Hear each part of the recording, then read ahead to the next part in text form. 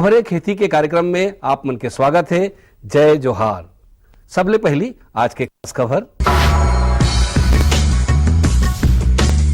छत्तीसगढ़ राज्य में चलाए जाते मसाला विकास कार्यक्रम योजना, गुलाब में कीट ले बचाव के तकनीकी जानकारी, भाटा के सुपर मोहिनी वैरायटी, कुमड़ा के उन्नत खेती नीति। कृषि के क्षेत्र में हरदम नवा बदलाव आवत रही है और ये बदलाव मन ला किसान मन ह अपना के फायदा उठा सकत है। छत्तीसगढ़ राज्य में तरह तरह के व्यंजन में मसाला के मांग ला देखते हुए सरकार द्वारा मसाला विकास कार्यक्रम चलाए जाते हैं। एक अंतर्गत लहसुन, मिर्च, धनिया, मेथी, अदरक और हल्दी जैसे मसाला शामिल है। एकर बर लघु सीमांत और अन्य किसान मन ला कुल लागत के 50% प्रति हेक्टेयर के दर से अनुदान दिए जाही। संगे संग मिनी कीट और बीज के जानकारी भी सरकार के चयनित अधिकारी द्वारा दिए जाही। ता हमर किसान भाई मन मसाला के उत्पादन कर अपन आर्थिक स्थिति ला सुधार सकथे। बेहतर तकनीक, फसल से संबंधित जानकारी ला लेके अगर कहीं फसल के उत्पादन किसान मन करें तो खेती में ओमन ला बहुत अच्छा उत्पादन मिल सकत है। गुलाब के फूल में कीट के प्रकोप ह बहुतायत होथे। ये कीट मन ह फूल और पौधा के पत्ती मन ला चूस के खराब कर देथे, जेकर ले फूल मन ह सड़ के गिरे ला धर लेथे। एकर बचाव करे बर डाइमिथोएट दवा ला 1 मिलीलीटर प्रति लीटर पानी में घोल के 10-15 दिन के अंतराल में छिड़काव करना चाहिए। सड़े फूल और पत्ता ला तोड़ के फेंक देना चाहिए या जमीन में दबा देना चाहिए। एकर ले फूल ह बने घना होथे और बने उत्पादन मिलथे। नई किस्में, नवा किस्म अपनाए ले, नवा बीज अपनाए ले उत्पादन और गुणवत्ता दोनों में सुधार होते। भाटा के खेती करैया किसान भाई मन ला भाटा के एक उन्नत किस्म सुपर मोहिनी के जानकारी देवत हन। ये किस्म के भाटा हा लंबा गर्म मौसम में बने होथे, ज्यादा ठंड ले एला नुकसान होथे। ये प्रकार के भाटा हा प्रायः जीवाश्म युक्त उपजाऊ मिट्टी में बने होथे। उचित पानी व्यवस्था, दवाई और रख रखाव ले ये सब्जी हा बने होथे। ये किस्म के भाटा हा बैगनी रंग के और फल गुच्छा में लगथे। लगभग 50 ले 60 दिन में तैयार ये फसल हा वजन में 75 ले 80 ग्राम तक होथे और खाए में बने स्वादिष्ट होथे। ता हमर किसान भाई मन भाटा के सुपर मोहिनी किस्म ला अपना के अपन आर्थिक स्थिति ला मजबूत कर सकथे। अगर कोनो किसान हा नवा तकनीक अपना के सफलता पूर्वक खेती करथे तो ओकर सफलता से आन किसान मन ला घलो प्रेरणा मिलथे। मैं रुपेंद्र कुमार साहू ग्राम डोमा के निवासी हरव। मैं अपन 1 एकड़ खेत में कुमड़ा के उन्नत खेती करत हूँ। 1 एकड़ में तो मोला यहाँ बुआई से लेके सिंचाई, कोड़ाई और खाद व्यवस्था करत तक ले मोला इन्हें 5 से 6 हजार रुपए तक के लागत आ चुके हैं। तो मैं मार्केट तक इला पहुँचा के कम से कम एकड़ 40 से 45 हजार रुपए तक के मुनाफा ले सकत हूँ। मोर किसान भाई मन से आग्रह है कि आपो मन मोरे असन उन्नत खेती करके कुमड़ा के फसल में अधिक से अधिक मुनाफा कमाओ। मौसम, आओ जानबो आज के मौसम के हाल चाल। मौसम विभाग ले मिले जानकारी के अनुसार आज दिन भर पानी रुक रुक के गिरही, बादल छाए रही और मौसम ठंडा रही। आज के अंक में बसत के दूसरिया अंक में खेती किसानी से संबंधित नवा जानकारी लेके फिर आबो। तब तक बर जम्मो झल्ला जय जोहार।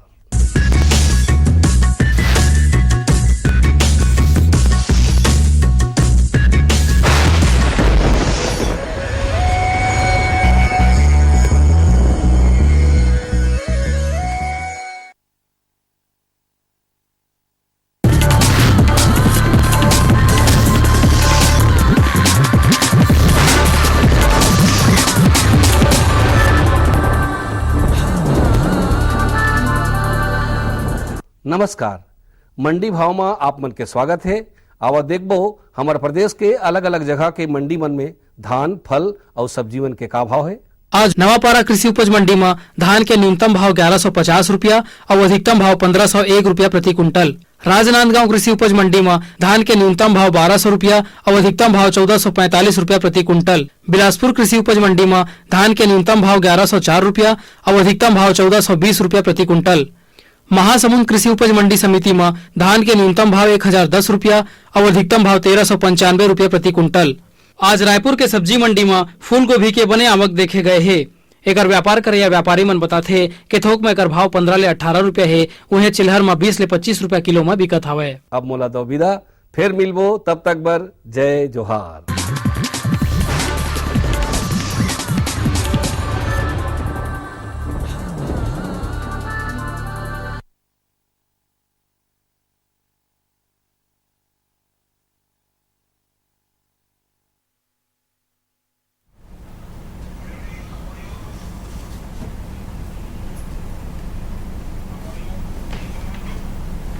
कृषि दर्शन के सभी दर्शकों को नमस्कार। साथियों, जैसा कि आप सब जानते हैं कि हमारे छत्तीसगढ़ को धान का कटोरा कहते हैं।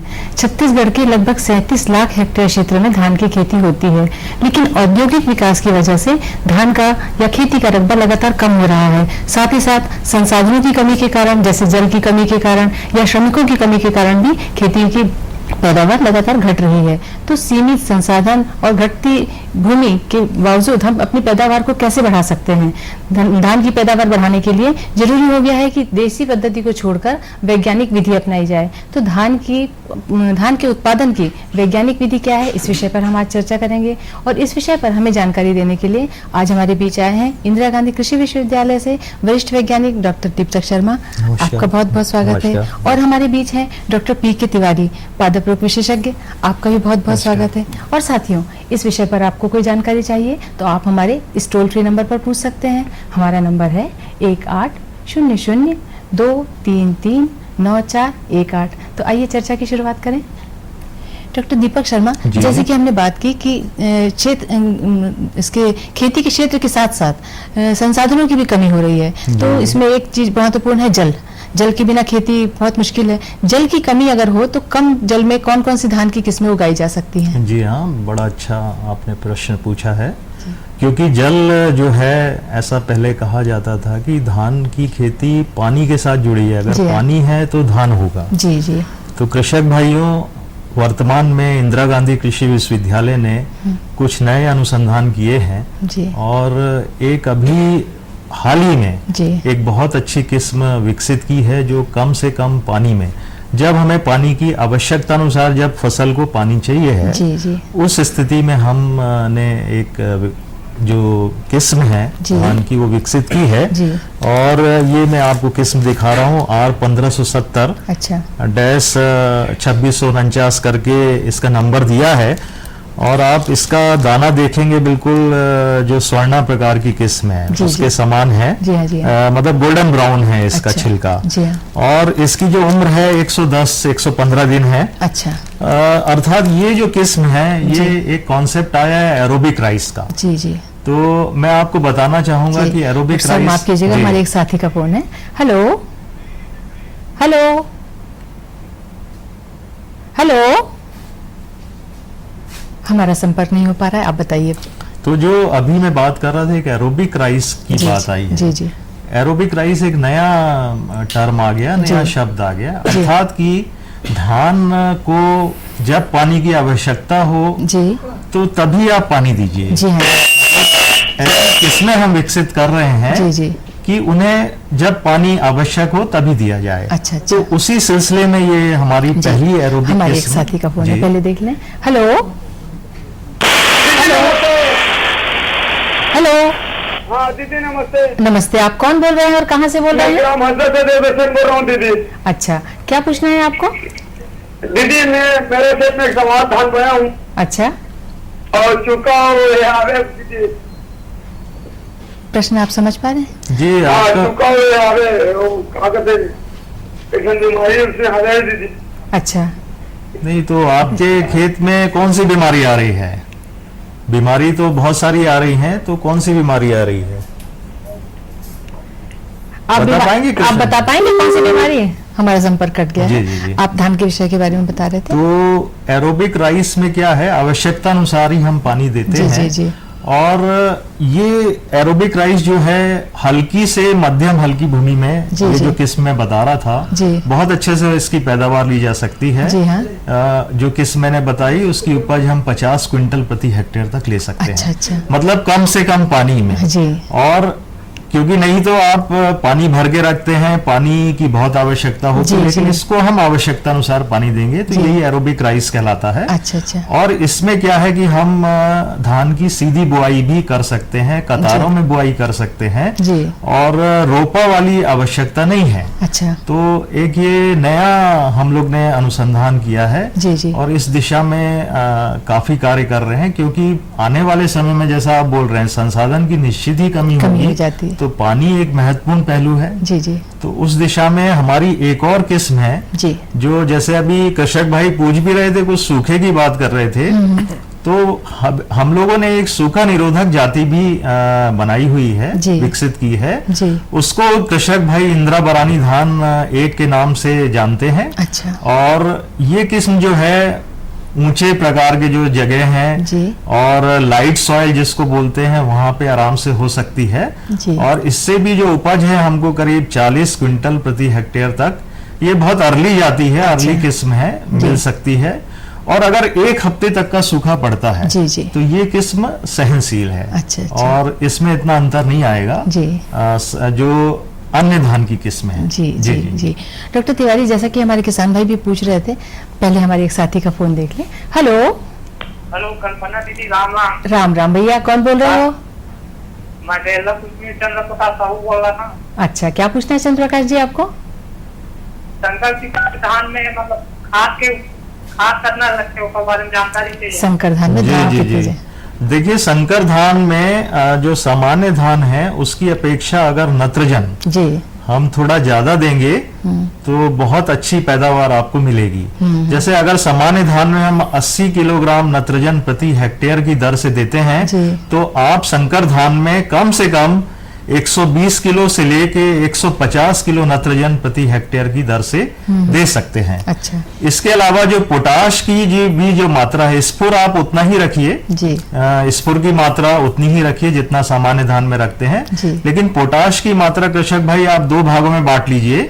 एक भाग तो आप आधार उसमें दीजिए, अगर 40 किलो हम प्रति हेक्टेयर देते हैं तो 20 किलो आप जो है आधार उसमें दीजिए। बाकी जो शेष मात्रा, कुछ मात्रा इसकी अगर आप देते हैं 10 किलो, जैसे आप फूल आने की अवस्था में देते हैं तो दानों में जो भरे दानों की संख्या ज्यादा हो जाएगी और कीड़े बीमारियों का भी प्रकोप नहीं होता। जी जी जी, ये कुछ अंतर है। जी जी।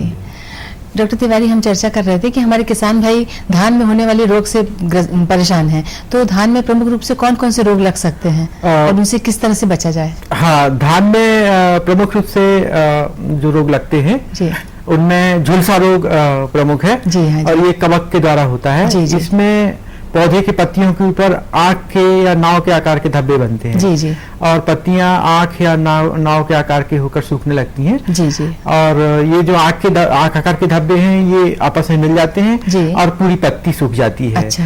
इसके अलावा एक और झुलसा रोग आता है, वो जीवाणु जनित झुलसा रोग है और जीवाणु के कारण होता है। अच्छा, अच्छा। इसका पौधा स्टूडियो में यहाँ लाया गया है और इसमें पूरी फसल झुलस जाती है। इसमें ये रोग पत्ती के ऊपर से शुरू होता है और पत्ती ऊपर से नीचे की ऊपर लहरदार होकर सूखती है। एक साथी का फोन है। Hello hello hello. हाँ सर, मैं मणिपुर।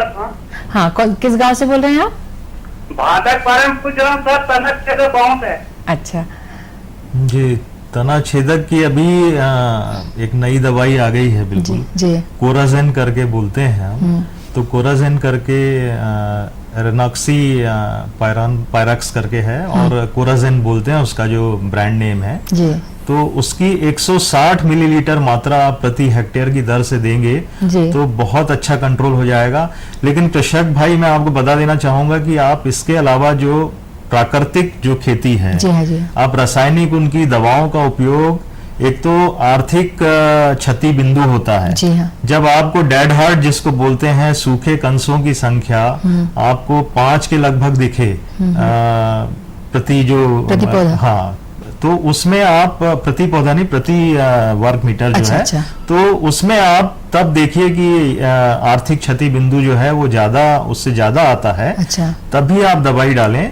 तो उससे क्या है, जो प्राकृतिक जो हमारे शत्रु हैं जो मतलब इन कीटों को खाते हैं, जो परजीवी वगैरह हैं, तो जो प्राकृतिक हमारे जो दोस्त मतलब मित्र कीट तो वो भी बचे रहते हैं। नहीं तो आप ज्यादा एकदम से दवाई डालते हैं तो हमारे मित्र कीट भी मर जाते हैं और आपके जो शत्रु कीट हैं उनका फिर प्रकोप बहुत बढ़ जाता है। अच्छा, अच्छा। तो मेरी आपको सलाह है, दवाई के अलावा आप ये सब चीजें भी ध्यान रखिए। जैसे आर्थिक क्षति बिंदु बहुत ज्यादा आ रहे हैं, 5 डेड हार्ट से ज्यादा बन रहे हैं, तो आप देखिए अब हमको दवाई डालना चाहिए। अच्छा। उसके पहले आप नहीं डालें। और कुछ दूसरे जो नीम बेस्ड जैसे बायो इंसेक्टिसाइड भी आ गए हैं, उनका भी हमको स्प्रे करना चाहिए। उससे भी अच्छा उपचार होता है। जी जी।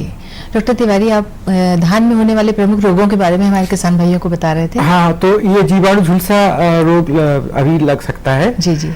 और झुलसा रोग लग सकता है। इसके अलावा भूरा धब्बा रोग होता है, इसमें भूरे रंग के धब्बे, अच्छा, जिनके ऊपर जिनके चारों तरफ पीले रंग का घेरा होता है। जी हाँ। ऐसे बिखरे हुए धब्बे धान में बनते हैं। जी। तो ये नर्सरी अवस्था, कंसा अवस्था में ये रोग आते हैं। जी जी। और आगे आने वाले समय में ये जो सीड्स विलाइट, जिसको पर्णसत झुलसा बोलते हैं, हाँ। वो रोग भी आ सकते हैं। उसमें पानी के ऊपर से पौधे की छाल, तने की छाल सूखने लगती है। अच्छा अच्छा अच्छा। जी डॉक्टर साहब, जैसा कि हम बात कर रहे थे कि सीमित संसाधनों में अधिक उत्पादन लेना है, तो धान की वैज्ञानिक विधि से किस तरह से उत्पादन लिया जा सकता है? वैज्ञानिक विधि क्या है धान उत्पादन की? तो अभी वर्तमान में एक श्री विधि, जो सिस्टम ऑफ राइस इंटेंसिफिकेशन हम बोलते हैं, जी जी, तो श्री विधि का अगर हम प्रयोग करें। डॉक्टर साहब, पहले एक हमारे साथी का फोन है। हेलो हेलो, हाँ कौन बोल रहा है भाई? हेलो, हाँ कौन बोल रहे हैं आप और कहाँ से बोल रहे हैं? जी अंबिकापुर रघुनाथपुर से बोल रहा हूँ। क्या नाम है आपका? जी वसीम अकरम। जी हाँ, पूछिए क्या पूछना चाहते हैं आप? जी मेरे को पूछना था कि धान का सरहा कर चुके हैं हम लोग। अच्छा। तो उसका रोपाई उपाई का विधि, कितना खाद कितना मात्रा चाहिए, उसको बता देते। रोपाई के बारे में पूछना चाह रहे हैं ये? रोपाई का थरा आप कर चुके हैं, तो उसमें जो है, अगर देखिए रोपाई अगर आप मतलब मजदूरों के द्वारा कराते हैं, जी जी, तो अलग है। और आजकल एक ट्रांसप्लांटर भी आ गया है धान का, जो बिल्कुल मॉडर्न स्तर पे आप उसको लगाते हैं जी। तो अब आपके खेत की क्या स्थिति है उसको देख के हम बता सकते हैं। तो जैसे कि रोपाई का अगर खर्चा आता है तो 12,000 रुपए प्रति एकड़ करीब खर्चा जी जी आपको लगेगा। जी जी। और नहीं तो आप जैसे मशीन द्वारा, जी हाँ, जैसे ट्रांसप्लांटर आ गए हैं, कुछ सरकार की तरफ से सब्सिडी भी उसमें दी जा रही है, जी, तो ट्रांसप्लांटर से भी आप रोपाई को करा सकते हैं। जी जी। तो उसमें भी हमें जो है अच्छा फायदा होता है। जी। और मजदूर नहीं है, जैसा आप बता रहे हैं, अगर मजदूर नहीं है तो पैडी ट्रांसप्लांटर आता है, उससे हम रोपाई करा सकते हैं। अच्छा। डॉक्टर साहब, आप वैज्ञानिक विधि श्री पद्धति के बारे में जानकारी दे रहे थे। जी जी। तो श्री पद्धति में हम क्या करते हैं कि उसके 6 प्रमुख घटक होते हैं। जी हाँ। और उसमें सबसे पहले तो हम जो नर्सरी है, जी, जैसे अभी कृषक भाई बोल रहे थे, तो नर्सरी की जो उम्र है वो हम ज्यादा से ज्यादा 15 दिन तक रखते हैं। और कम की नर्सरी लगाना है तो मैट नर्सरी लगाते हैं। जी जी। और दूसरा फिर हम उसमें प्रमुख जो घटक है, उसमें जो पौधे से पौधे की दूरी जो है वो बराबर रहती है, स्क्वायर में करते हैं। तो पौधे से पौधे के बीच की दूरी 25 सेंटीमीटर बाई 25 सेंटीमीटर रखना चाहिए। माफ कीजिएगा, हमारे एक साथी का फोन है। जी जी। हेलो। नमस्ते बेटा। नमस्ते, आप कौन बोल रहे हैं, कहाँ से बोल रहे हैं? भिलाई से कुमार चंद्राकर बोल रहा हूँ बेटा। हाँ चंद्राकर जी, आप क्या पूछेंगे? तो क्या है, अपने खेत में अगर पानी हल्का कम हुआ ना तो दिमाग करना चालू कर देता है। अच्छा अच्छा अच्छा। और कहीं पानी हल्का से ज्यादा हो गया तो वो गलने लग जाता है। तो इस पद्धति में हम क्या कर सकते हैं भाई? बताइए सर। आप उपचार बताइए।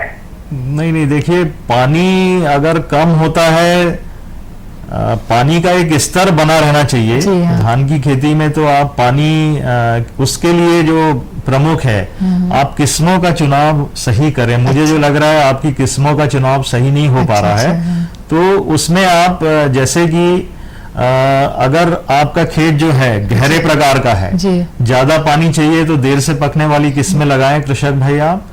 और अगर आपकी लाइट सॉइल है तो आप जल्दी पकने वाली किस्में लगाएं, तो वो उस हिसाब से रेजिस्टेंट होती हैं किस्में। इनको मिट्टी की जांच करवाना चाहिए। जी, मिट्टी की जांच नहीं, इनके खेत की जो परिस्थिति है, अच्छा, उस हिसाब से ये जाति का सिलेक्शन करें। अच्छा अच्छा। किस्मों का चुनाव जरूरी है इनके खेत की जो स्थिति देखते हुए। जी जी जी जी। डॉक्टर साहब, हम चर्चा करें तो इसमें श्री में जैसे कि नेक्स्ट में बता रहा था कि स्क्वायर शेप में हमको प्लांटिंग करना है। हाँ। उसके अलावा जो इसके अलावा दूसरा जो और पहलू है, जैसे कि जल प्रबंधन। हाँ। जल प्रबंधन श्री में इम्पोर्टेंट है। उसमें हम जो वनस्पतिक अवस्था रहती है, हाँ। उसमें जल जो है वो हमको एक कम से कम स्तर पे रखना चाहिए। उससे क्या है, थोड़ी दरार आ जाएंगी तो दरारों में से हवा मिलेगी पौधे को। इसके अलावा एक मार्कर भी हम लोगों ने विकसित किया है, 1400 रुपए का मिलता है, जिससे निशान हम 25 बाई 25 का है वो बना सकते हैं। जी हाँ। डॉक्टर साहब, सबसे ज्यादा प्रभावित करता है फसल को तनाछेदक,